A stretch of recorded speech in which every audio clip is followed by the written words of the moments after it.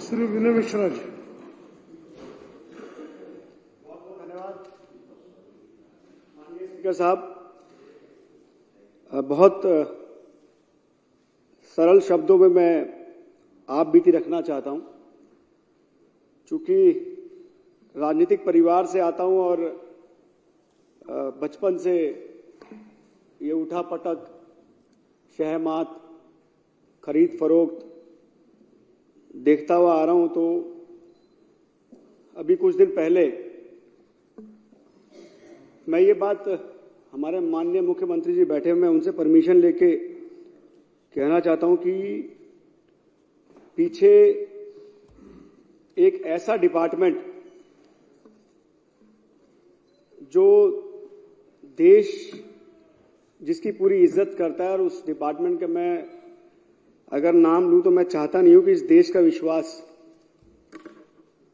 उस डिपार्टमेंट से उठे। उस डिपार्टमेंट के एक बड़े अफसर हमारे यहां आए, हमारे पिताजी से बात करके और बोला कि हम विनय से मिलना चाहते हैं। तो पिताजी को पता नहीं था, क्योंकि वो भी पॉलिटिकल हैं, तो उन्होंने लगा कि इतने बड़े डिपार्टमेंट से आए हैं तो बुला ले। तो मैं उसको बुलाया, और बुला के जब उन्होंने बात की तो बड़ी हैरानी वाली बात की, और बकायदा उन्होंने जिन जिन से मुलाकात की अपने मोबाइल में वो फोटो भी दिखाई। उन्होंने बताया कि बहुत जल्द आपके मुख्यमंत्री श्री अरविंद केजरीवाल जी अरेस्ट होने वाले हैं, और उनके अरेस्ट होने के बाद ये सरकार टूटेगी, विधायक टूटेंगे। हमने 21 लोगों से बात की है, उनकी फोटो बकायदा मुझे मोबाइल में दिखाई एज ए प्रूफ कि देखो मैंने इन से मुलाकात की है, और आप भी अब छोड़ दो, आप भी आ जाओ। तो आपको तो दोबारा चुनाव लड़ाएंगे ही लड़ाएंगे। और मेरे पिताजी को भी कहा कि आप भी बीजेपी में शामिल हो जाओ, आपको चुनाव भी लड़ाएंगे, चुनाव खर्चा भी देंगे, और आपके बेटे को दिल्ली में डिप्टी सीएम भी बनाएंगे। तो इस तरीके का ऑफर इन्होंने दिया। और अगर सीएम साहब की परमिशन हो तो जिस डिपार्टमेंट के लोग और जो लोग आए थे मैं इस पटल पर रख सकता हूं। तो ऐसी कवायद जब चल रही हो तो बड़ा दुख होता है। और मैं राजनीति में सिर्फ पॉलिटिक्स करने नहीं आया, बचपन से देखा है तो भरपूर मौके मिले। 2013 में भी विधानसभा चुनाव लड़ा था, लेकिन मैंने देखा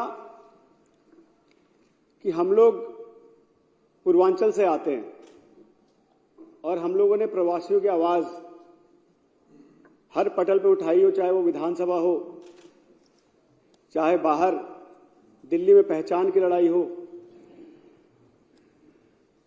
तो हमेशा जब प्रवासियों की हमने आवाज उठाई, तो चाहे बीजेपी हो चाहे कांग्रेस हो, सिर्फ प्रवासियों को वोट देने लायक समझा, कभी भी उनको राजनीतिक पहचान नहीं दी। हमेशा सिर्फ अपना वोट बैंक समझा, और समझा कि सिर्फ कुछ इनको थोड़ा बहुत लालच देते रहो, ये हमको वोट देते रहेंगे। लेकिन मैं माननीय मुख्यमंत्री श्री अरविंद केजरीवाल जी को धन्यवाद करना चाहूंगा कि पूर्वांचल के 16 लोगों को इन्होंने विधायक बनाया, और आज बिहार यूपी के लोगों को जो दिल्ली में पहचान दी, मैं उसके लिए आपका बहुत बहुत धन्यवाद करना चाहता हूं। और एक बात और मैं कहना चाहता हूं कि दूसरी पार्टी लोगों से मिलता हूं तो उनको मैं पूछता हूं कि आखिर आपको आम आदमी पार्टी से जलन क्या है, ये तो बताओ।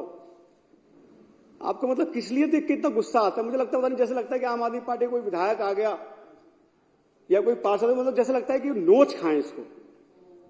और बड़े बड़े इनके सांसद, दिल्ली के सांसद, उनका तो बस नहीं चल रहा। उनका बस चले तो कॉल, जो भी आम आदमी पार्टी तो कॉल वगैरह इसको जेल में बंद करो पहले। ये आलम है। मैं उनसे पूछता हूं कि आपको आखिर जलन क्या है? क्यों आपके शक्ल पे शिकन आ जाती है? क्योंकि शादी विवाह में मिलते रहते हैं, किसी कार्यक्रम में मिलते रहते हैं, तो जब भी देखो उनके चेहरे पे ऐसा लगता है जैसे लगता है खा जाएगा। तो मैंने पूछा क्यों इतना गुस्सा आता है आपको? तो कहता है यार तुमने अपने विधायक देखे, मतलब कैसे कैसे लोगों को विधायक बना दिया। मैंने कहा अगर तुमने सही लोगों को विधायक बनाया होता तो इनको आने की जरूरत नहीं पड़ती। ये सारे आज आम आदमी पार्टी के विधायक दिल्ली में काम कर रहे हैं। आज दिल्ली में इन्होंने विधानसभा के चेहरे बदले हैं, तो इसलिए आज इनको दोबारा मौका। दिल्ली में एक बार नहीं, कई सारे विधायकों को 3-3 बार रिपीट किया। तो एक काम की पहचान है जो उन्होंने काम दिल्ली में किया, इसलिए दिल्ली में लोगों ने रिपीट किया। आपके चिढ़ने से कुछ होने वाला है नहीं।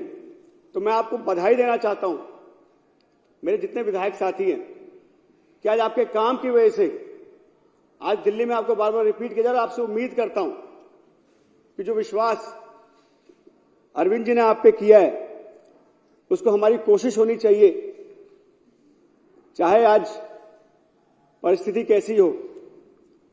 समय की एक बड़ी अच्छी खूबसूरती होती है, समय की एक खूबसूरती होती है कि अच्छा हो चाहे बुरा हो बीत जाता है। तो आप सबने संघर्ष ही देखा है वैसे तो शुरू से। मैं भी जब से आपके साथ आया हूं संघर्ष ही देख रहा हूं।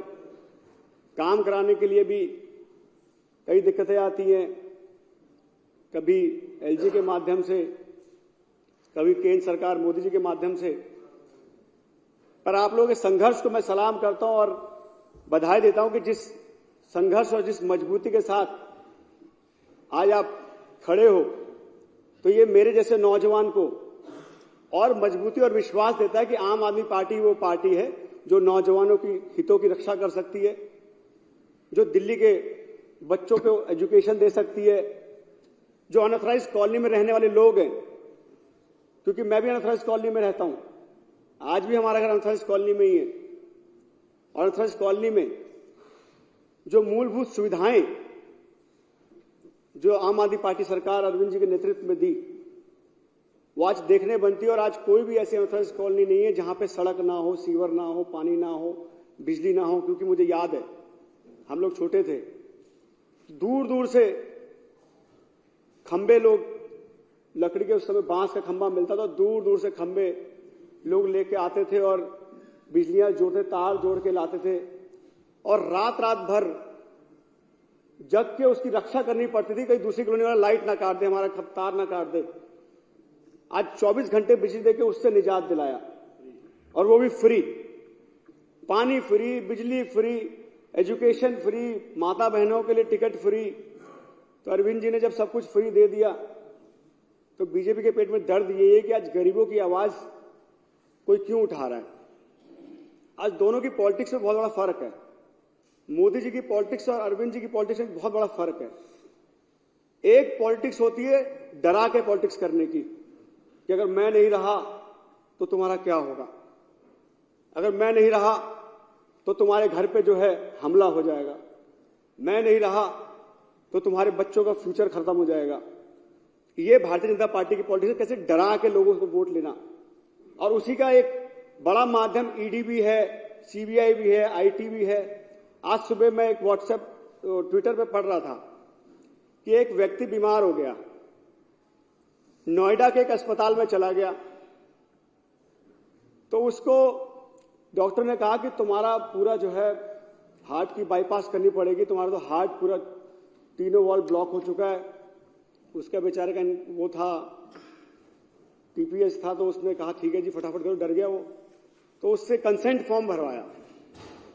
तो कंसेंट फॉर्म जब वो लाया तो उसने नाम भरा, अपना एड्रेस भरा, और प्रोफेशन में उसने ईडी भरा। ईडी भरते ही हॉस्पिटल का पूरा रुख ही बदल गया। उसको दूसरे डॉक्टर चेक करने आए, उन्होंने बोला कि आप बिल्कुल ठीक है, आपका वॉल भी बिल्कुल ठीक है, आप चेकअप कराते रहो। फ्री में उसका चेकअप भी किया और उसको दवाई भी दी और बोला अगले 6 महीने तक फ्री में इलाज भी कराते रहो। वो आज भी सोच रहा है कि ईडी मतलब मैं एजुकेशन डिपार्टमेंट में रहा, इतने साल मुझे इज्जत नहीं मिली और ईडी मैंने यहां फिर से मुझे इज्जत मिली।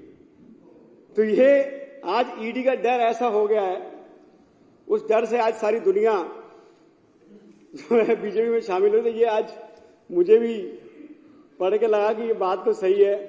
आज अगर किसी के घर फोन भी आ जाए तो उठाते ही फोन आ जाए तो वो ये बोलता है कि मैं ईडी से बोल रहा हूं, तो सामने वाला बोलता है मैं बीजेपी से बोल रहा हूं। तो ये ऐसा खौफ इन्होंने बिठा दिया, वही खौफ आज पूरे देश में इन्होंने बिठाया। और पहली बार ऐसा हुआ है, और पहली बार ऐसा हुआ कि डेमोक्रेसी में आज चाहे छोटा रिक्शा चलाने वाला हो, चाहे बड़े से बड़ा बिजनेसमैन हो, आज कहीं भी प्रधानमंत्री जी के बारे में बोलने में डर रहा है। ये होती है डर की पॉलिटिक्स। एक होती है पॉलिटिक्स ऑफ एम्पावरमेंट, जिसमें आप लोगों को मजबूत करो, उनको शिक्षा देकर, उनको जब कोई परिवार में बीमार हो तो उनको चिंता ना हो। सर आप बीती बता रहा हूं तो इसलिए थोड़ा सा मुझे समय चाहिए सर आपसे। ये आप बीती है जेन्युइन, आपके सामने सारी बात रख रहा हूं। जिन माननीय सदस्यों ने बोलना है उनका समय मैं 2 मिनट और लूंगा। एक पॉलिटिक्स होती है एम्पावरमेंट की, जिसमें आप बच्चों को शिक्षा देते हो। किसी घर में कोई बीमार हो तो उसको चिंता ना हो, उसको पता हो कि मेरा इलाज बढ़िया हो जाएगा। महिलाओं को कहीं जाना हो तो उसको किसी का मुंह ना देखना पड़े, किसी को बुलाना ना पड़े कि मुझे ले चल गाड़ी में। आज महिलाओं को एम्पावर हमने किया कि आज कहीं उनको जाना हो तो उनको किसी का मुंह देखने की जरूरत नहीं है, बस पे जाएं और कहीं भी पूरी दिल्ली में जा सकती है। तो ये एम्पावरमेंट ऑफ जो पीपल है, ये पॉलिटिक्स दर्शाती है कि ये फ्यूचर इस देश का एम्पावरमेंट है कि आप अपने बच्चों को एम्पावर करो ताकि वो बच्चा किसी और देश में जाके नौकरी ना मांगे। वो बच्चा ऐसा बने कि दिल्ली में पूरे देश में आके उससे लोग कहें कि मुझे नौकरी दो। ये एम्पावरमेंट है, ये एम्पावरमेंट हम दिल्ली में देख रहे हैं। तो मैं इसलिए अरविंद जी को बहुत बधाई देता हूं और मैं कहना चाहता हूं सर कि आपकी इन्हीं नीतियों की वजह से हमारे जैसे नौजवान आज प्रभावित है। चाहे वो बीजेपी वाले चाहे डिप्टी सीएम दे दे, चाहे पीएम दे दे, चाहे कुछ भी पैसा दे दे, हम आपके साथ हैं और दिल्ली के हितों के लिए आपके साथ कंधे से कंधा मिलाकर लड़ते रहेंगे। और मैं और मेरा पूरा परिवार, मैं परिवार इसलिए कहूंगा क्योंकि मेरे परिवार के बहुत से लोग पॉलिटिक्स में हैं, कोई निगम पार्षद है और कुछ सीनियर भी हैं। तो मेरा पूरा परिवार आप पे पूरा फेथ रखता है और हमेशा आपके साथ कंधे से कंधा मिला के लड़ाई लड़ते रहेंगे और आपको मजबूत करते रहेंगे। बहुत बहुत धन्यवाद।